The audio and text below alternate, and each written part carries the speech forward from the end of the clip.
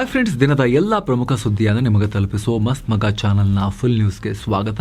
ನಾನು ಅಮರ್ ಪ್ರಸಾದ್. ದೇಶವನ್ನೇ ಆಘಾತಕ್ಕೆ ದೂಡಿದ್ದ ದಿಲ್ಲಿ ಉಗ್ರ ದಾಳಿಗೆ ಸಂಬಂಧಪಟ್ಟಂತೆ ಮೇಜರ್ ಟ್ವಿಸ್ಟ್ ಸಿಗ್ತಾ ಇದೆ. ಈ ದಾಳಿ ಮಾಡಿ ತಾನು ಪ್ರಾಣ ಬಿಟ್ಟಿದ್ದ ಉಗ್ರ ಡಾಕ್ಟರ್ ಉಮರ್ ಜಮ್ಮು ಕಾಶ್ಮೀರದಲ್ಲೂ ಸ್ಫೋಟ ಮಾಡಿದ್ದ. ಕಾಶ್ಮೀರದ ಮಟಾನ್ ಅರಣ್ಯ ಪ್ರದೇಶದಲ್ಲಿ ಟ್ರಯಲ್ ಟೆಸ್ಟ್ ಮಾಡೋಕೆ ಸ್ಫೋಟ ಮಾಡಿದ್ದ ಅಂತ ಎನ್ಐಎ ತನಿಖೆಯಲ್ಲಿ ಬಹಿರಂಗ ಆಗಿದೆ. ಸಿಕ್ಕಿರೋ ಉಗ್ರರನ್ನ ವಿಚಾರಣೆ ಮಾಡಿದಾಗ ಈ ಟ್ರಯಲ್ ನಡೆದಿತ್ತು, ಈ ಟೆಸ್ಟ್ ನಡೆದಿತ್ತು ಅಂತ ವಿಚಾರ ಗೊತ್ತಾಗಿದೆ. ಕಾಡಲ್ಲೂ ಕೂಡ ಪರಿಶೀಲನೆ ಮಾಡಲಾಗಿದೆ. ಹೋಗಿ ಘಟನಾ ಸ್ಥಳದಲ್ಲಿ ಎನ್ಐಎ ತಂಡ ಬೀಡು ಬಿಟ್ಟಿದ್ದು ತೀವ್ರ ಶೋಧ ನಡೆಸ್ತಾ ಇದೆ. ಜಮ್ಮು ಕಾಶ್ಮೀರ ಪೊಲೀಸ್ ಮತ್ತು ಸಿಆರ್ಪಿಎಫ್ ಸಹಯೋಗದೊಂದಿಗೆ ಕಾರ್ಯಾಚರಣೆ ನಡೆಸಲಾಗುತ್ತಿದೆ. ಈಗ ಆಲ್ರೆಡಿ ಬಂಧಿತ ಉಗ್ರ ಡಾಕ್ಟರ್ ಅದಿಲ್ ರಾಥರ್ ಮತ್ತು ಜಾಸಿರ್ ಬಿಲಾಲ್ ವಾನಿಯನ್ನ ಆ ಕಾಡಿಗೆ ಕರ್ಕೊಂಡು ಹೋಗಿ ಅಲ್ಲೆಲ್ಲ ಪರಿಶೀಲಿಸಿದ್ದಾರೆ. ಆ ದಿನ ಟ್ರಯಲ್ ದಾಳಿ ನಡೆಸಿದ ಲೊಕೇಶನ್ ಪತ್ತೆ ಹಚ್ಚಿ ಆತನ ಮೂಲಕವೇ ಸೀನ್ನ ರೀಕ್ರಿಯೇಟ್ ಮಾಡಿಸಲಾಗಿದೆ. ಮಾಹಿತಿ ಪ್ರಕಾರ ಅಲ್ಲಿ ಡ್ಯಾಮೇಜ್ ಆಗಿರೋ ಗ್ಯಾಸ್ ಸಿಲಿಂಡರ್ನ ಅವಶೇಷ ಕೂಡ ಸಿಕ್ಕಿದೆ. ಸೊ ದಿಲ್ಲಿ ಉಗ್ರ ದಾಳಿಯನ್ನ ಆನ್ ಸ್ಪಾಟ್ ಸಡನ್ ಆಗಿ ಅಚಾನಕ್ ಆಗಿ ಮಾಡಿರೋದಿಲ್ಲ. ಅದಕ್ಕೂ ಮುಂಚೆ ಉಗ್ರರು ಸ್ಫೋಟಕಗಳನ್ನ ಜಮ್ಮು ಕಾಶ್ಮೀರದಲ್ಲೂ ಕೂಡ ಟೆಸ್ಟ್ ಮಾಡಿದ್ರು, ಫೀಲ್ಡ್ ಟ್ರಯಲ್ಸ್ ಮತ್ತು ಲ್ಯಾಬ್ ವರ್ಕ್ ಮಾಡಿದ್ರು ಅನ್ನೋದನ್ನ ಅಧಿಕಾರಿಗಳು ಕನ್ಫರ್ಮ್ ಮಾಡ್ಕೊಂಡಿದ್ದಾರೆ. ಇದೊಂದು ಪ್ರೀ ಪ್ಲಾನ್ಡ್ ದಾಳಿ ಅನ್ನೋದು ಮುಂಚೆನೂ ಕನ್ಫರ್ಮ್ ಆಗಿತ್ತು. ಈಗ ಅದರ ಇಂಟೆನ್ಸಿಟಿ ಗೊತ್ತಾಗ್ತಾ ಇದೆ. ಈಗ ಇನ್ನಷ್ಟು ಇನ್ನೊಂದು ಕಡೆ ಇದೇ ಪ್ರಕರಣ ಸಂಬಂಧ ಎನ್ಐಎ ಕಾಶ್ಮೀರದಲ್ಲಿ ರೇಡ್ ಮಾಡಿದೆ. ಕುಲ್ಗಾಮ್ ಜಿಲ್ಲೆಯಲ್ಲಿ 3 ಸ್ಥಳಗಳಲ್ಲಿ ಜಾಲಾಡಿದೆ. ಈ ಸಂದರ್ಭದಲ್ಲಿ ಕೆಲ ಕಡೆ ದಾಖಲೆಗಳು, ಮೊಬೈಲ್ ಫೋನ್ ಮತ್ತು ಇತರ ಡಿಜಿಟಲ್ ಡಿವೈಸ್ಗಳನ್ನು ಸೀಸ್ ಮಾಡಲಾಗಿದೆ. ಹಾಗೆ ಕಾಲ್ ರೆಕಾರ್ಡ್, ಉಗ್ರರ ಚಲನವಲನ, ಮೆಸೇಜಿಂಗ್ ಆಪ್ನಲ್ಲಿ ಆದ ಚಟುವಟಿಕೆಯನ್ನ ಎನ್ಐಎ ರಿವ್ಯೂ ಮಾಡ್ತಿದೆ. ಸ್ಫೋಟಕ ನೀಡಿದವರು ಯಾರು, ಲಾಜಿಸ್ಟಿಕಲ್ ಸಪೋರ್ಟ್ ಯಾರು ಕೊಟ್ಟರು ಅಂತ ಪರಿಶೀಲಿಸುತ್ತಿದ್ದಾರೆ. ಈ ನಡುವೆ ಉಗ್ರ ದಾಳಿ ಸಂಬಂಧ ಬಂಧಿತರಾಗಿರೋ 4 ಆರೋಪಿಗಳಿಗೆ ದಿಲ್ಲಿ ಕೋರ್ಟ್ ಎನ್ಐಎ ಕಸ್ಟಡಿಯನ್ನ 4 ದಿನ ವಿಸ್ತರಿಸಿ ಆದೇಶ ಹೊರಡಿಸಿದೆ. ಅಂದಹಾಗೆ ನವೆಂಬರ್ 10ನೇ ತಾರೀಕು ನಡೆದ ದಿಲ್ಲಿ ಉಗ್ರ ದಾಳಿಯಲ್ಲಿ 15 ಮಂದಿ ಪ್ರಾಣ ಕಳ್ಕೊಂಡಿದ್ರು, ಹಲವರು ಗಾಯಗೊಂಡಿದ್ರು. ಈ ಕೇಸ್ ಬೆನ್ನತ್ತಿರೋ ಏಜೆನ್ಸಿಗಳು 1 ತಿಂಗಳಿಂದಲೂ ತೀವ್ರ ತನಿಖೆ ಮಾಡ್ತಿದ್ದಾರೆ. ಈಗ ಈ ಮಾಹಿತಿ ಲಭ್ಯ ಆಗಿದೆ. ದೇಶದಲ್ಲಿ ಇಂಡಿಗೋ ವಿಮಾನ ರದ್ದತಿ ಅವಾಂತರ ಕಂಟಿನ್ಯೂ ಆಗಿದೆ. ಮಂಗಳವಾರ ಕೂಡ ಸಂಜೆ ವೇಳೆಗೆ 500 ವಿಮಾನಗಳು ರದ್ದಾಗಿವೆ. ಎಂದಿನಂತೆ ಪ್ರಯಾಣಿಕರು ಪರದಾಡಿದ್ದಾರೆ. ದಿಲ್ಲಿ ಏರ್ಪೋರ್ಟ್ನಲ್ಲಿ 152, ಬೆಂಗಳೂರು ಏರ್ಪೋರ್ಟ್ನಲ್ಲಿ 121, ಚೆನ್ನೈನಲ್ಲಿ 81, ಹೈದರಾಬಾದ್ನಲ್ಲಿ 58, ಮುಂಬೈನಲ್ಲಿ 31 ಮತ್ತು ಅಹಮದಾಬಾದ್ನಲ್ಲಿ 16 ಹೀಗೆ ದೇಶದ ಹಲವು ಏರ್ಪೋರ್ಟ್ಗಳಲ್ಲಿ ವಿಮಾನಗಳು ರದ್ದಾಗಿವೆ.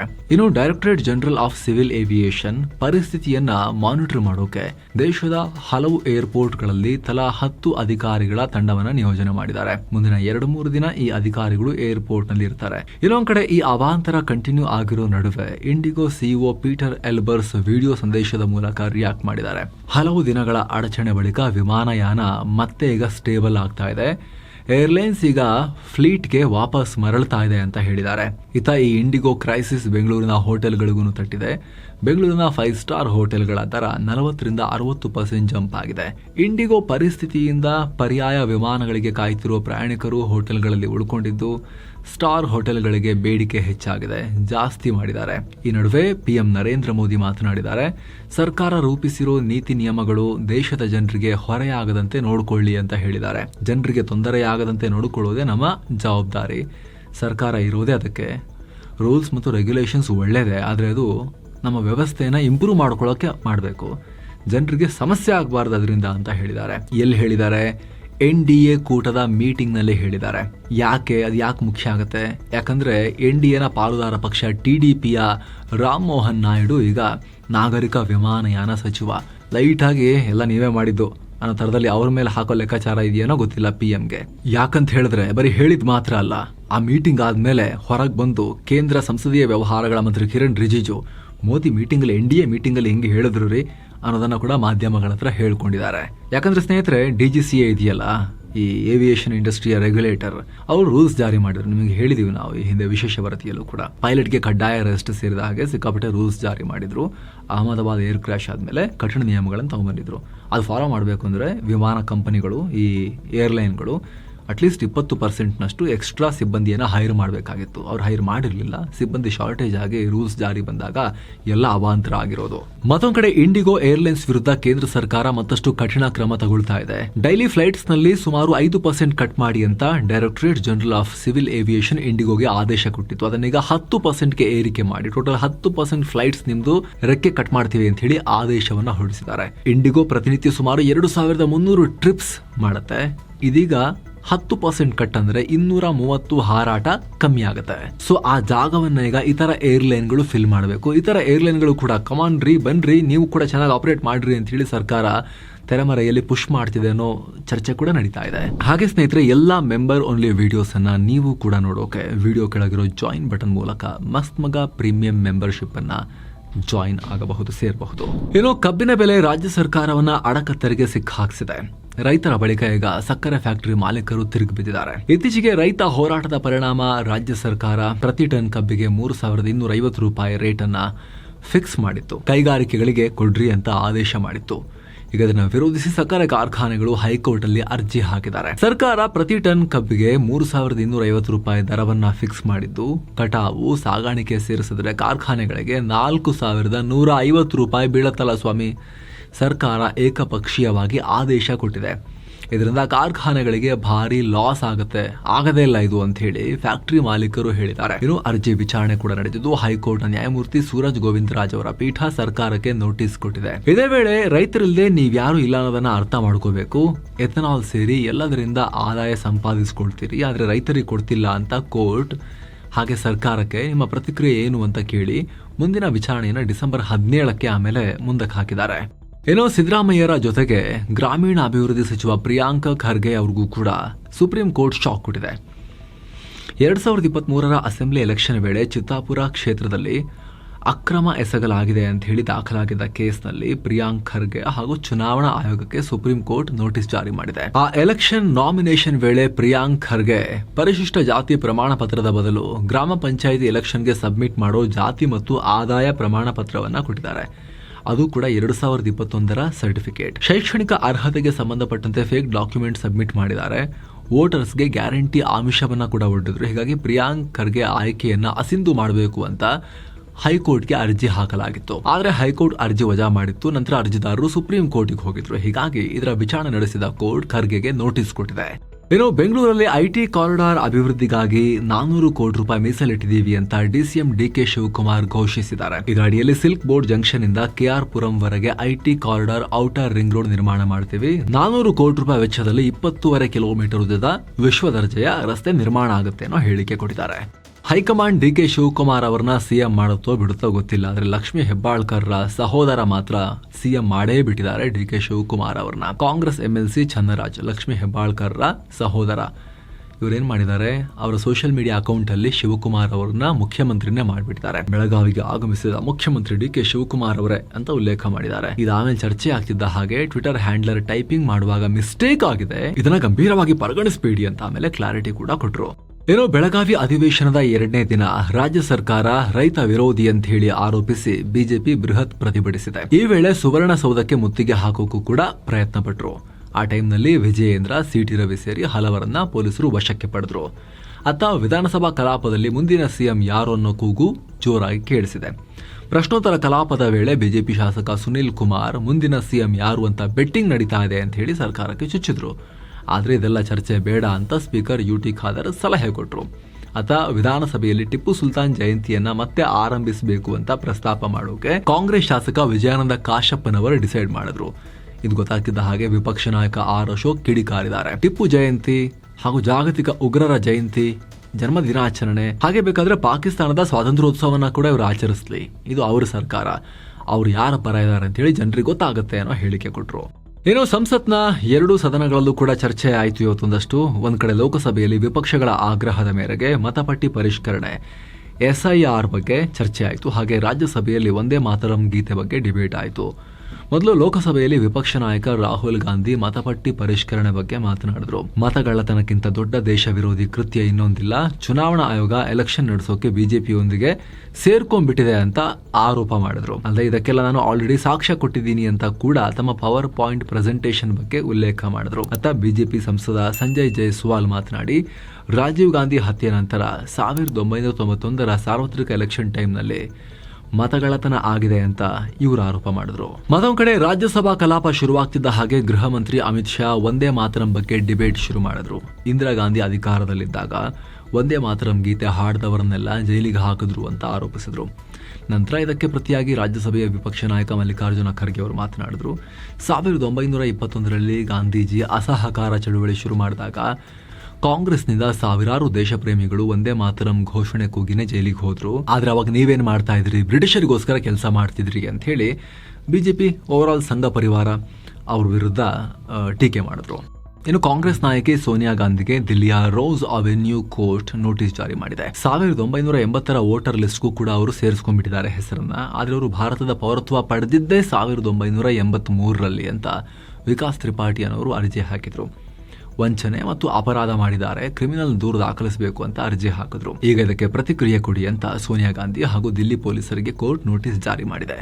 ಏನೋ ಗೋವಾ ನೈಟ್ ಕ್ಲಬ್ ಅಗ್ನಿ ದುರಂತ ಪ್ರಕರಣ ನಿಮಗೆಲ್ಲ ಗೊತ್ತೇ ಇದೆಯಲ್ಲ ಸ್ನೇಹಿತರೆ. ಅಲ್ಲಿಗ ನೈಟ್ ಕ್ಲಬ್ ಮಾಲೀಕ ಥೈಲ್ಯಾಂಡ್ಗೆ ಹಾರ್ಬಿಟ್ಟಿದ್ದಾರೆ ಅಂತ ಗೋವಾ ಪೊಲೀಸರು ಹೇಳಿದ್ದಾರೆ. ದಿಲ್ಲಿ ಮೂಲದ ಸೌರಭ್ ಮತ್ತು ಗೌರವ್ ಲೂಥ್ರಾ ಥೈಲ್ಯಾಂಡ್ನ ಫುಕೆಟ್ಗೆ ಪಲಾಯನ ಮಾಡಿದ್ದಾರೆ. ಇವರು ದೇಶ ಬಿಟ್ಟು ಹೋಗ್ತಿದ್ದ ಹಾಗೆ ಗೋವಾ ಪೊಲೀಸರು ಸಿಬಿಐನ ಇಂಟರ್ಪೋಲ್ ಡಿವಿಷನ್ ಅನ್ನ ಕಾಂಟ್ಯಾಕ್ಟ್ ಮಾಡಿದ್ರು.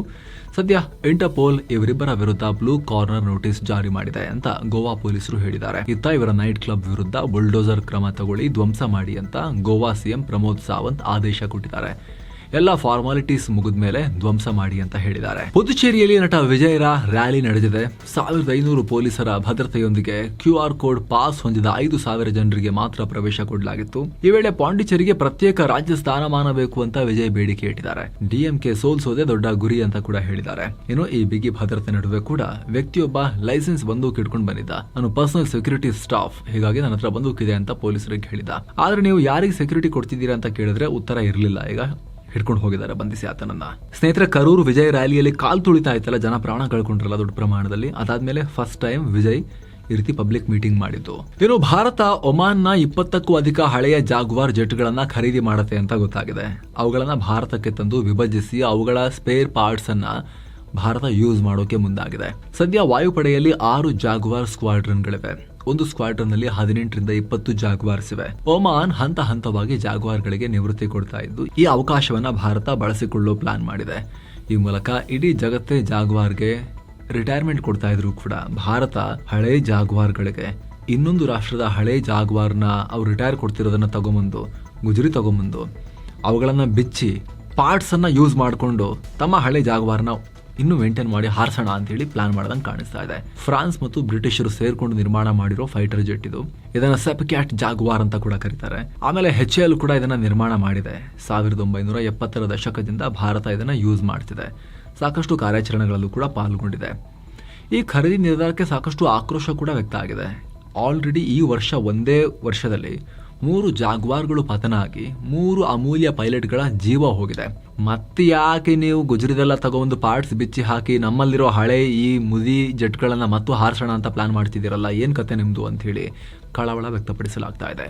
ಟ್ರಂಪ್ರ ಟ್ಯಾರಿಫ್ 18 ನಡುವೆ ಕೂಡ ಡ್ರ್ಯಾಗನ್ ಹೊಸ ಸಾಧನೆ ಮಾಡಿದೆ. ಚೀನಾ ಇದೇ ಮೊದಲ ಬಾರಿಗೆ ಚೀನಾದ ವಾರ್ಷಿಕ ಟ್ರೇಡ್ ಸರ್ಪ್ಲಸ್ $1 ಟ್ರಿಲಿಯನ್ ಗಿಂತಲೂ ಮೀರಿ ಮೇಲಕ್ಕೆ ಹೋಗಿದೆ.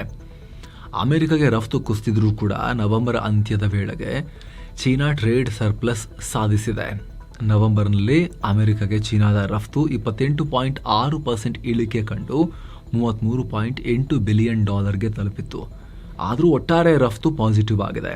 ಕಳೆದ ವರ್ಷದ ಇದೇ ತಿಂಗಳಿಗೆ ಹೋಲಿಸಿದ್ರೆ ಜಾಗತಿಕವಾಗಿ ಚೀನಾದ ರಫ್ತು 5.9% ಗ್ರೋತ್ ಆಗಿದೆ. ಹೀಗಾಗಿ $1 ಟ್ರಿಲಿಯನ್ ಸರ್ಪ್ಲಸ್ ಸಾಧಿಸಿ ರಫ್ತಿನ ಗ್ಲೋಬಲ್ ಕಿಂಗ್ ಅನ್ನೋದನ್ನ ಚೀನಾ ಸಾಬೀತು ಮಾಡಿದೆ. ಏನೋ ಧಾರವಾಡದ ಯೋಗೀಶ್ ಗೌಡ ಕೊಲೆ ಕೇಸ್ಗೆ ಸಂಬಂಧಪಟ್ಟಂತೆ ಕಾಂಗ್ರೆಸ್ ಶಾಸಕ ವಿನಯ್ ಕುಲಕರ್ಣಿ ಜಾಮೀನು ಅರ್ಜಿಯನ್ನ ಜನಪ್ರತಿನಿಧಿಗಳ ಕೋರ್ಟ್ ವಜಾ ಮಾಡಿದೆ. ಮುಂಚೆ ಸುಪ್ರೀಂ ಕೋರ್ಟ್ ಜಾಮೀನು ಕೊಟ್ಟಿತ್ತು, ಆದರೆ ಸಾಕ್ಷ್ಯಗಳ ಮೇಲೆ ಪ್ರಭಾವ ಬೀರುತ್ತಿದ್ದಾರೆ ಅಂತ ಹೇಳಿ ಜಾಮೀನು ಕ್ಯಾನ್ಸಲ್ ಆಗಿತ್ತು. ಹೀಗಾಗಿ ಮತ್ತೆ ಜೈಲು ಸೇರಿದ್ರು. ಈಗ ಮತ್ತೆ ಅವರ ಅರ್ಜಿಯನ್ನು ವಜಾ ಮಾಡಲಾಗಿದೆ. ಮತ್ತೊಂದು ಕಡೆ ಖಾಸಗಿ ಅಕಾಡೆಮಿಗೆ ಸೇರಿದ ಟ್ರೈನರ್ ವಿಮಾನವೊಂದು ಮಧ್ಯಪ್ರದೇಶದ ಸಿಯೋನಿ ಜಿಲ್ಲೆಯಲ್ಲಿ ಪತನ ಆಗಿದೆ. 33 kV ವೋಲ್ಟೇಜ್ನ ಪವರ್ ಲೈನ್ಗೆ ಡಿಕ್ಕಿ ಹೊಡೆದಿದೆ. ಪರಿಣಾಮ ಪೈಲಟ್ ಮತ್ತು ಫ್ಲೈಟ್ ಇನ್ಸ್ಟ್ರಕ್ಟರ್ಗೆ ಸಣ್ಣ ಪುಟ್ಟ ಗಾಯಗಳಾಗಿವೆ. ಬಚಾವಾಗಿದ್ದಾರೆ ಪ್ರಾಣಾಪಾಯದಿಂದ. ಮತ್ತೊಂದು ಕಡೆ ಉದ್ಯಮಿ ಅನಿಲ್ ಅಂಬಾನಿ ನಂತರ ಅವರ ಪುತ್ರ ಜೈ ಅನ್ಮೋಲ್ಗೂ ಕೂಡ ಸಿಬಿಐ ಶಾಕ್ ಕೊಟ್ಟಿದೆ. ಯೂನಿಯನ್ ಬ್ಯಾಂಕ್ ಆಫ್ ಇಂಡಿಯಾಗೆ $228 ಕೋಟಿ ವಂಚನೆ ಮಾಡಿರುವ ಆರೋಪದ ಮೇಲೆ ಕ್ರಿಮಿನಲ್ ಕೇಸ್ ಹಾಕಿದೆ. ಹಾಗೆ ರಿಲಯನ್ಸ್ ಹೋಮ್ ಫಿನಾನ್ಸ್ ಲಿಮಿಟೆಡ್ ಮತ್ತು ಕಂಪನಿಯ ಹಲವು ಅಧಿಕಾರಿಗಳ ವಿರುದ್ಧ ಕೂಡ ಸಿಬಿಐ ಕೇಸ್ ಹಾಕಿದೆ. ಶೀಘ್ರದಲ್ಲಿ ತನಿಖೆ ಶುರು ಮಾಡ್ತಾರೆ. ಇನ್ನು ಮಣಿಪುರದಲ್ಲಿ ಸಮಾಧಾನಕರ ಬೆಳವಣಿಗೆಯಾಗಿದೆ. ಸಾಮರಸ್ಯ ಸಾರು ನಿಟ್ಟಿನಲ್ಲಿ ಮೈತೇಯಿ ಸಮುದಾಯದ ನಾಯಕರು ಕುಕಿ ಸಮುದಾಯದ ರಿಲೀಫ್ ಕ್ಯಾಂಪ್ಗಳಿಗೆ ಭೇಟಿ ಕೊಟ್ಟಿದ್ದಾರೆ. ದೊಡ್ಡ ಬೆಳವಣಿಗೆ ಇದು. ಜುಮ್ನಾಮ್ ಖೇಮ್ಚಂದ್ ಸಿಂಗ್ ಅನ್ನೋ ಬಿಜೆಪಿ ಶಾಸಕ ಮಣಿಪುರದ ಲಿಟಾನ್ ಮತ್ತು ಛಸಾದ್ ಹಳ್ಳಿಗಳಲ್ಲಿರೋ ಕುಕಿ ರಿಲೀಫ್ ಕ್ಯಾಂಪ್ಗಳಿಗೆ ಭೇಟಿ ಕೊಟ್ಟಿದ್ದಾರೆ. ಅವರ ಸಮಸ್ಯೆಗಳನ್ನ ಕೂಡ ಕೇಳಿದ್ದಾರೆ. ಇಬ್ರು ಹೊಡೆದಾಡ್ಕೊಂಡಿರೋದ್ರಿಂದ, ವಿಭಜನೆ ಆಗೋದ್ರಿಂದ ಮುಂದಿನ ಪೀಳಿಗೆಗೆ ಸಮಸ್ಯೆ ಆಗುತ್ತೆ, ಒಂದಾಗಿರ್ಬೇಕು ನಾವು ಅಂತ ಹೇಳಿದ್ದಾರೆ. ಮೇನ್ ಫೈಟ್ ಇದ್ದಿದ್ದೆ ಕುಕಿ ಮತ್ತು ಮೈತೇಯಿಗಳ ನಡುವೆ. ಒಬ್ರು ಕಂಡ್ರೆ ಒಬ್ರಿಗೆ ಆಗ್ತಿರ್ಲಿಲ್ಲ. ಈಗ ಅಟ್ಲೀಸ್ಟ್ ಎದುರ ಬದ್ರ ಬರೋ ಲೆವೆಲ್ಗಾದ್ರೂ ಆಗಿದೆ. ಹಾಗಾಗಿ ನೋಡ್ಬೇಕು ಮುಂದೆ ಏನಾಗುತ್ತೆ ಅಂತ ಹೇಳಿ. ಇನ್ನು ಸುಪ್ರೀಂ ಕೋರ್ಟ್ ನಲ್ಲಿ ಸಿಜೆಐ ಆಗಿದ್ದ BR ಗವಾಯ್ ಅವರಿಗೆ ಶೂ ಬಿಸಾಕಿದ್ದ ವಕೀಲ ರಾಕೇಶ್ ಕಿಶೋರ್ ಮೇಲೆ ದಿಲ್ಲಿಯ ಕಾರ್ಕಲ್ ಡೂಮಾ ಕೋರ್ಟ್ ಆವರಣದಲ್ಲಿ ಅಪರಿಚಿತರು ಚಪ್ಪಲಿ ಎಸೆದಿದ್ದಾರೆ. ಇವ್ರ ಮೇಲೆನೆ ಈ ಸಲ. ಈ ಬಗೆಗಿನ ವಿಡಿಯೋ ಕೂಡ ವೈರಲ್ ಆಗಿದೆ. ರಾಕೇಶ್ ಮೇಲೆ ಚಪ್ಪಲಿಯಿಂದ ಎಸೆಯೋ ದೃಶ್ಯ ಅದರಲ್ಲಿ ಕಂಡು ಬಂದಿದೆ. ಸಿಜೆ ಗವಾಯ್ ಅವರಿಗೆ ಇವರು ಚಪ್ಪಲಿ ಬಿಸಾಕಿದ್ರು. ಸನಾತನ ಸಂಸ್ಕೃತಿಗೆ ಸಂಬಂಧಪಟ್ಟಂತೆ ಇವರು ಅವಹೇಳನಕಾರಿಯಾಗಿ ಮಾತನಾಡಿದ್ದಾರೆ ಅಂತ ಆರೋಪಿಸಿ ಆ ಕೃತ್ಯವನ್ನ ಮಾಡಿದ್ರು. ಅವರು ಇರ್ಲಿ ಬಿಡಿ ಹೋಗ್ಲಿ ಬಿಡಿ ಅಂತೇಳಿ ಹಾಗೆ ಬಿಟ್ಟಿದ್ರು ಸಿಜೆ ಗವಾಯ್. ಕೇಸ್ ಕೂಡ ಹಾಕಕ್ ಹೋಗಿರ್ಲಿಲ್ಲ, ಕ್ರಮ ತಗೊಳಕ್ ಹೋಗಿರ್ಲಿಲ್ಲ. ಆದ್ರೆ ಈಗ ಅಪರಿಚಿತರು ಬಂದು ಈ ವಕೀಲನ ಮೇಲೆ, ಚಪ್ಪಲಿ ಬಿಸಾಕಿದ ವಕೀಲನ ಮೇಲೆ ದಾಳಿ ಮಾಡಿ ಅವರಿಗೆ ಚಪ್ಪಲಿ ಹೊಡೆದಿದ್ದಾರೆ. ಇನ್ನು PM ನರೇಂದ್ರ ಮೋದಿ ಡಿಸೆಂಬರ್ 15ರಿಂದ 18ರವರೆಗೆ 3 ರಾಷ್ಟ್ರಗಳ ಪ್ರವಾಸ ಇಟ್ಕೊಂಡಿದ್ದಾರೆ. ಡಿಸೆಂಬರ್ 15ರಿಂದ 16ರವರೆಗೆ ಜೋರ್ಡನ್, 16ರಿಂದ 17 ಇಥಿಯೋಪಿಯಾ ಮತ್ತು 17ರಿಂದ 18 ಒಮಾನ್ಗೆ ಅಧಿಕೃತ ಭೇಟಿಯನ್ನ ನೀಡ್ತಾ ಇದ್ದಾರೆ. ಇನ್ನು ಇಸ್ಲಾಮಿಕ್ ರಾಷ್ಟ್ರ ಸೌದಿ ಅರೇಬಿಯಾ ತನ್ನ ನೆಲದಲ್ಲಿರೋ ಮುಸ್ಲಿಮೇತರ ವಿದೇಶಿಗರಿಗೆ ಮದ್ಯವನ್ನ ಖರೀದಿ ಮಾಡೋಕೆ ಅವಕಾಶ ಕೊಟ್ಟಿದೆ. ಒಂದು ಕಂಡೀಷನ್ ಹಾಕಿದೆ. ತಿಂಗಳಿಗೆ ಒಬ್ಬರ ಇನ್ಕಮ್ $13,300 ಇದ್ರೆ ಮಾತ್ರ ಈ ಅವಕಾಶ ಇದೆ. ರಾಜಧಾನಿ ರಿಯಾದ್ನಲ್ಲಿರೋ ಒಂದು ಮದ್ಯದಂಗಡಿಗೆ ಹೋಗಿ ಸ್ಯಾಲರಿ ಸರ್ಟಿಫಿಕೇಟ್ ಕೊಟ್ಟರೆ ಮಾತ್ರ ಮದ್ಯವನ್ನ ಕೊಡ್ತಾರೆ. ಇನ್ನು ಈಗ ಷೇರು ಮಾರುಕಟ್ಟೆ ಹಾಗೂ ಬಿಸ್ನೆಸ್ಗೆ ಸಂಬಂಧಪಟ್ಟ ಸುದ್ದಿಯತ್ತ ಗಮನ ಹರಿಸ್ತಾ ಹೋಗೋಣ. ಇನ್ನು ಭಾರತದ ಷೇರುಪೇಟೆ ವಾರದ 2ನೇ ಸೆಷನ್ ನಲ್ಲಿ ಭಾರಿ ನಷ್ಟ ಅನುಭವಿಸಿದೆ. ಸೆನ್ಸೆಕ್ಸ್ 436 ಪಾಯಿಂಟ್ಸ್ ಕುಸಿದು 84,666ಕ್ಕೆ ರೀಚ್ ಆಗಿದೆ. ನಿಫ್ಟಿ 120 ಪಾಯಿಂಟ್ಸ್ ಬಿದ್ದು 25,839ಕ್ಕೆ ತಲುಪಿದೆ. ಆದ್ರೆ BSE ಮಿಡ್ ಕ್ಯಾಪ್ ಮತ್ತು ಸ್ಮಾಲ್ ಕ್ಯಾಪ್ ರಿಕವರ್ ಆದವು. BSE mid cap index 0.6% rise ಆಯಿತು ಕಡೆಗೆ. ಸ್ಮಾಲ್ ಕ್ಯಾಪ್ ಇಂಡೆಕ್ಸ್ 1.27% ಜಂಪ್ ಆಯಿತು. ಇದರಿಂದ BSE ಲಿಸ್ಟೆಡ್ ಕಂಪನಿಗಳ ಒಟ್ಟು ಮಾರ್ಕೆಟ್ ಕ್ಯಾಪ್ 465 ಲಕ್ಷ ಕೋಟಿ ರೂಪಾಯಿಗೆ ರೈಸ್ ಆಗಿದೆ. ಆದ್ರೆ ಲಾರ್ಜ್ ಕ್ಯಾಪ್ ನಲ್ಲಿ ಪತನ ಆಗಿದೆ. ಹಾಗಾಗಿ ಮಾರ್ಕೆಟ್ ನಲ್ಲಿ ನಿಮಗೆ ಸೆನ್ಸೆಕ್ಸ್ ನಿಫ್ಟಿ ನೋಡಿದಾಗ ಡೌನ್ ಆಗಿರೋದೇ ಕಾಣಿಸ್ತಾ ಇದೆ. ಅಂದಹಾಗೆ ಕಳೆದ ಸೆಷನ್ ನಲ್ಲಿ ಇದರ ಒಟ್ಟು ಮಾರ್ಕೆಟ್ ವ್ಯಾಲ್ಯೂ 464.2 ಲಕ್ಷ ಕೋಟಿ ರೂಪಾಯಿ ಇತ್ತು. ಈಗ ಒಂದೇ ದಿನ ಹೂಡಿಕೆದಾರರು 1 ಲಕ್ಷ ಕೋಟಿ ರೂಪಾಯಿ ಗೇನ್ ಮಾಡ್ಕೊಂಡಿದ್ದಾರೆ ವ್ಯಾಲ್ಯೂನಲ್ಲಿ. ಅಮೆರಿಕದ ಫೆಡರಲ್ ರಿಸರ್ವ್ ನ ಪಾಲಿಸಿ ಡಿಸಿಷನ್ ಏನಾಗುತ್ತೆ ಅನ್ನೋ ಗೊಂದಲ, ಭಾರತದ ರೂಪಾಯಿ ಮೌಲ್ಯ ಕಳ್ಕೊಂಡಿರೋದು, ವಿದೇಶಿ ಬಂಡವಾಳದ ಹೊರಹರಿವು ಮತ್ತು ಅಮೆರಿಕ ಭಾರತದ ವ್ಯಾಪಾರ ಒಪ್ಪಂದದಲ್ಲಿರುವ ಅನಿಶ್ಚಿತತೆಯಿಂದ ಮಾರ್ಕೆಟ್ ಬಿದ್ದಿದೆ. Asian Paints, Tech Mahindra, HCL technologies red ನಲ್ಲಿದ್ವು. Eternal, Titan company, Adani enterprises green ನಲ್ಲಿದ್ವು. ಇನ್ನು ಡಾಲರ್ ಮುಂದೆ ರೂಪಾಯಿ ಮೌಲ್ಯ 17 ಪೈಸೆ ಏರಿಕೆಯಾಗಿ 89 ರೂಪಾಯಿ 88 ಪೈಸೆ ಆಗಿದೆ. ಇನ್ನು ಫುಡ್ ಮತ್ತು ಗ್ರೋಸರಿ ಡೆಲಿವರಿ ಕಂಪನಿ ಸ್ವಿಗ್ಗಿ 10,000 ಕೋಟಿ ರೂಪಾಯಿ ಫಂಡ್ ರೈಸ್ ಮಾಡೋಕೆ ತನ್ನ ಷೇರುಗಳನ್ನ ಮಾರಾಟ ಮಾಡ್ತಾ ಇದೆ. ಪಬ್ಲಿಕ್ ಅಲ್ಲ, ಬಿಗ್ ಇನ್ಸ್ಟಿಟ್ಯೂಷನಲ್ ಇನ್ವೆಸ್ಟರ್ಸ್ಗೆ QIP ಮೂಲಕ, ಕ್ವಾಲಿಫೈಡ್ ಇನ್ಸ್ಟಿಟ್ಯೂಷನಲ್ ಪ್ಲೇಸ್ಮೆಂಟ್ಸ್ ಮೂಲಕ ಪ್ರತಿ ಈಕ್ವಿಟಿ ಶೇರ್ಗೆ 390 ರೂಪಾಯಿ 51 ಪೈಸೆ ಬೆಲೆ ನಿಗದಿಪಡಿಸಲಾಗಿದೆ. 2024 ನವೆಂಬರ್ನಲ್ಲಿ ಸ್ವಿಗ್ಗಿ IPO ಲಾಂಚ್ ಮಾಡಲಾಗಿತ್ತು. ಆಗ ಪ್ರತಿ ಈಕ್ವಿಟಿ ಶೇರ್ಗೆ 390 ರೂಪೀಸ್ ರೇಂಜ್ ನಲ್ಲಿತ್ತು. 11,327 ಕೋಟಿ ರೂಪಾಯಿ ರೈಸ್ ಮಾಡಲಾಗಿತ್ತು. ಈಗ ಇದೇ ಆಸುಪಾಸಿನ ರೇಟ್ನಲ್ಲಿ ಇನ್ಸ್ಟಿಟ್ಯೂಷನಲ್ ಇನ್ವೆಸ್ಟರ್ಸ್ಗೆ QIP ಮೂಲಕ ಶೇರ್ ಅನ್ನ ಅಲಾಟ್ ಮಾಡ್ತಾ ಇದ್ದಾರೆ. ಇನ್ನು ನವೆಂಬರ್ ತಿಂಗಳಲ್ಲಿ ಆಟೋಮೊಬೈಲ್ ದೈತ್ಯ ಹೀರೋ ಮೋಟೋಕಾರ್ಪ್ 2 ವೀಲರ್ ಮಾರಾಟದಲ್ಲಿ 31% ಜಂಪ್ ಆಗಿದೆ. 2024 ನವೆಂಬರ್ನಲ್ಲಿ 4.5 ಲಕ್ಷ ಅಂದ್ರೆ 4,59,805 ಯೂನಿಟ್ ಮಾರಾಟ ಆಗಿದ್ವು. ಈ ಸಲ 6,04,490 2 ವೀಲರ್ ಸೇಲ್ ಮಾಡಿದ್ದಾರೆ. ಇದೇ ತಿಂಗಳಲ್ಲಿ ಬೇರೆ ಬೇರೆ ಕಂಪನಿಗಳ ಟ್ರ್ಯಾಕ್ಟರ್ಗಳ ಮಾರಾಟದಲ್ಲಿ 57% ಏರಿಕೆಯಾಗಿದೆ. ಇತ್ತೀಚೆಗೆ GST ರೇಟ್ ಅನ್ನು 12% ಇಂದ 5%ಗೆ ಕಟ್ ಮಾಡಿದ ಮೇಲೆ ಈ ಗ್ರೋತ್ ಕಂಡು ಬಂದಿದೆ. ಇನ್ನು ಟಾಟಾ ಎಲೆಕ್ಟ್ರಾನಿಕ್ಸ್ ಮತ್ತು ಅಮೆರಿಕ ಮೂಲದ ಚಿಪ್ ಕಂಪನಿ ಇಂಟೆಲ್ ದೊಡ್ಡ ಒಪ್ಪಂದ ಮಾಡಿಕೊಂಡಿದ್ದಾರೆ. ಭಾರತದಲ್ಲಿ ಚಿಪ್ ಮ್ಯಾನುಫ್ಯಾಕ್ಚರ್ ಮಾಡೋಕೆ, ಅಸೆಂಬಲ್ ಮತ್ತು ಪ್ಯಾಕೇಜ್ ಮಾಡೋಕೆ $14 ಬಿಲಿಯನ್ ಒಪ್ಪಂದ ಮಾಡಿಕೊಂಡಿದ್ದಾರೆ. ಭಾರತದ ಮಾರ್ಕೆಟ್ಗೋಸ್ಕರ ಚಿಪ್ ತಯಾರಿಸೋಕೆ ಈ ಅಗ್ರಿಮೆಂಟ್ ಅಡಿಯಲ್ಲಿ ಟಾಟಾ ಎಲೆಕ್ಟ್ರಾನಿಕ್ಸ್ ಫ್ಯಾಬ್ ಫೆಸಿಲಿಟಿ ಅಂದರೆ ಫ್ಯಾಬ್ರಿಕೇಶನ್ ಅಂದರೆ ಮ್ಯಾನುಫ್ಯಾಕ್ಚರ್ ಮಾಡೋ ಫೆಸಿಲಿಟಿ, ಅದನ್ನು ಅಸೆಂಬಲ್ ಮಾಡೋದು ಮತ್ತು ಟೆಸ್ಟ್ ಮಾಡೋಕೆ OSAT ಅಂದರೆ outsourced semiconductor assembly and test ಫೆಸಿಲಿಟಿಯನ್ನ ನಿರ್ಮಾಣ ಮಾಡ್ತಾ ಇದ್ದಾರೆ. ಗುಜರಾತ್ನ ಧೋಲೇರಾದಲ್ಲಿ ಚಿಪ್ ಮ್ಯಾನುಫ್ಯಾಕ್ಚರಿಂಗ್ ಪ್ಲಾಂಟ್ ಮತ್ತು ಅಸ್ಸಾಂನಲ್ಲಿ semiconductor assemble and packaging plant ತಲೆ ಎತ್ತುತ್ತೆ. ಭಾರತದ ಗ್ರಾಹಕರಿಗೆ ಮತ್ತು ಬಿಸ್ನೆಸ್ಗೆ AI ಬೇಸ್ಡ್ ಕಂಪ್ಯೂಟರ್ಸ್ ಮತ್ತು ಸೊಲ್ಯೂಷನ್ಸ್ ತಯಾರಿಸೋ ಪ್ಲಾನ್ ಕೂಡ ಇದೆ. ಒಟ್ಟಾರೆ ಭಾರತದಲ್ಲಿ ಬೆಳವಣಿಗೆ ಕಾಣ್ತಿರೋ ಟೆಕ್ ಮಾರ್ಕೆಟ್ಗೆ ಉತ್ತಮ ಸರ್ವಿಸ್ ಕೊಡೋಕೆ ಇಂಟೆಲ್ನ ಟೆಕ್ನಾಲಜಿ ಮತ್ತು ಟಾಟಾ ಎಲೆಕ್ಟ್ರಾನಿಕ್ಸ್ನ ಮ್ಯಾನುಫ್ಯಾಕ್ಚರಿಂಗ್ ಅಬಿಲಿಟೀಸ್ನ ಒಟ್ಟಾಗಿ ಮರ್ಜ್ ಮಾಡಿಕೊಂಡು ಕೆಲಸ ಮಾಡ್ತೇವೆ ಅಂತ ಹೇಳಿ ಟಾಟಾ ಗ್ರೂಪ್ ಹೇಳಿದೆ. ಏನು ಮೀಶೋ ಮತ್ತು ಏಕಸ್ ಹಾಗೆ ವಿದ್ಯಾ ವೈರ್ಸ್ ಅಧಿಕೃತವಾಗಿ ಡಿಸೆಂಬರ್ 10ರಿಂದ ಸ್ಟಾಕ್ ಮಾರ್ಕೆಟ್ ನಲ್ಲಿ ಲಿಸ್ಟ್ ಆಗ್ತವೆ. ಈ ಅಫಿಷಿಯಲ್ ಲಿಸ್ಟಿಂಗು ಮೊದಲು ಇವುಗಳ ಷೇರುಗಳು ಗ್ರೇ ಮಾರ್ಕೆಟ್ ನಲ್ಲಿ ಟ್ರೇಡ್ ಆಗಿ ಭರ್ಜರಿ ಪಿಕಪ್ ಅನ್ನ ಗಳಿಸಿವೆ. ಈ ಗ್ರೇ ಮಾರ್ಕೆಟ್ ಅಂದ್ರೆ ಕಂಪನಿಗಳ ಷೇರುಗಳು ಸ್ಟಾಕ್ ಮಾರ್ಕೆಟ್ ನಲ್ಲಿ ಲಿಸ್ಟಿಂಗ್ ಡೇ ನಲ್ಲಿ ಎಷ್ಟು ಎಕ್ಸ್ಟ್ರಾ ಪ್ರೀಮಿಯಂ ಅನ್ನ ಗಳಿಸಬಹುದು ಅಂತ ಪ್ರಿಡಿಕ್ಟ್ ಮಾಡೋಕೆ ಹೂಡಿಕೆದಾರರು ಈ ಮಾರ್ಕೆಟ್ ಅನ್ನ ಬಳಸ್ತಾರೆ. ಗಮನ ಇರಲಿ, ಈ ಗ್ರೇ ಮಾರ್ಕೆಟ್ ಅಫಿಷಿಯಲ್ ಅಲ್ಲ, ಯಾವುದೇ ಲೀಗಲ್ ಪ್ರೊಟೆಕ್ಷನ್ ಕೂಡ ಇರಲಿಲ್ಲ. ಸೊ ಇಲ್ಲಿ IPO ಇಶ್ಯೂ ಪ್ರೈಸ್ ಗಿಂತ ದೊಡ್ಡ ಮೊಮೆಂಟಮ್ ಕಾಣಿಸ್ತಾ ಇದೆ. ಮೀಶೋದ ಗ್ರೇ ಮಾರ್ಕೆಟ್ ಪ್ರೀಮಿಯಂ 35% ಇದ್ರೆ ಏಕಸ್ನ GMP 27%, ಹಾಗೆ ವಿದ್ಯಾ ವೈರ್ಸ್ದು GMP 8% ಕಾಣಿಸ್ತಾ ಇದೆ ಅಂತ ಹೇಳಿ ಮಾಹಿತಿ ಲಭ್ಯ ಆಗಿದೆ. ಇನ್ನು ಅದಾನಿ ಗ್ರೂಪ್ ನ ಚೇರ್ಮನ್ ಗೌತಮ್ ಅದಾನಿ ದೊಡ್ಡ ಘೋಷಣೆ ಮಾಡಿದ್ದಾರೆ. ಮುಂದಿನ 5 ವರ್ಷಗಳಲ್ಲಿ ಕ್ಲೀನ್ ಮತ್ತು ರಿನ್ಯೂವಬಲ್ ಎನರ್ಜಿ ಕ್ಷೇತ್ರದಲ್ಲಿ $75 ಬಿಲಿಯನ್ ಹೂಡಿಕೆ ಮಾಡೋದಾಗಿ ಹೇಳಿದ್ದಾರೆ. ಸದ್ಯ ಗುಜರಾತ್ನ ಖಾವ್ಡಾದಲ್ಲಿ ವಿಶ್ವದ ಅತಿದೊಡ್ಡ ರಿನ್ಯೂವಬಲ್ ಎನರ್ಜಿ ಪಾರ್ಕ್ ನಿರ್ಮಾಣ ಮಾಡಲಾಗ್ತಿದೆ. 2030ರ ವೇಳೆಗೆ ಈ ಪಾರ್ಕ್ 30 ಗಿಗಾವ್ಯಾಟ್ ಗ್ರೀನ್ ಎನರ್ಜಿಯನ್ನ ಉತ್ಪಾದಿಸಲಿದೆ ಅಂತ ಅದಾನಿ ಹೇಳಿದ್ದಾರೆ. ಏನು ಜಪಾನ್ ಮೂಲದ auto component manufacturing company TBK ಮತ್ತು ಭಾರತದ TS ಸಂತಾನಂ ಗ್ರೂಪ್ ನ Brakes India company business investment ಒಪ್ಪಂದ ಮಾಡಿಕೊಂಡಿವೆ. ಇದರಡಿಯಲ್ಲಿ ಬ್ರೇಕ್ಸ್ ಇಂಡಿಯಾ TBK ಕಂಪನಿ ಒಟ್ಟು 10% ಮಾಲೀಕತ್ವ ಹೊಂದುತ್ತೆ. ಇದಕ್ಕಾಗಿ ಬ್ರೇಕ್ಸ್ ಇಂಡಿಯಾ TBKಗೆ ಹೊಸ ಇನ್ವೆಸ್ಟ್ಮೆಂಟ್ ನೀಡಿ ಷೇರು ಖರೀದಿ ಮಾಡ್ತಾರೆ.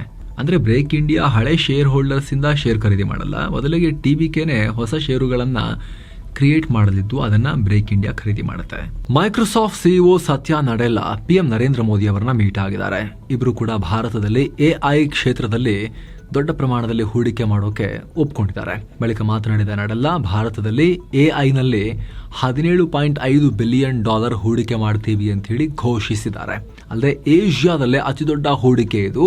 ಇದರಿಂದ ಭಾರತದ AI ಫಸ್ಟ್ ಫ್ಯೂಚರ್ಗೆ ಬೇಕಾದ ಇನ್ಫ್ರಾಸ್ಟ್ರಕ್ಚರ್ ಸ್ಕಿಲ್ ಬಿಲ್ಡ್ ಮಾಡೋಕೆ ಹೆಲ್ಪ್ ಆಗುತ್ತೆ ಅಂತ ಹೇಳಿದ್ದಾರೆ. ಅತ್ತ ಮೋದಿ ಕೂಡ ನಡೆಲ್ಲಾ ಜೊತೆ ಒಳ್ಳೆ ಮಾತುಕತೆಯಾಗಿದೆ.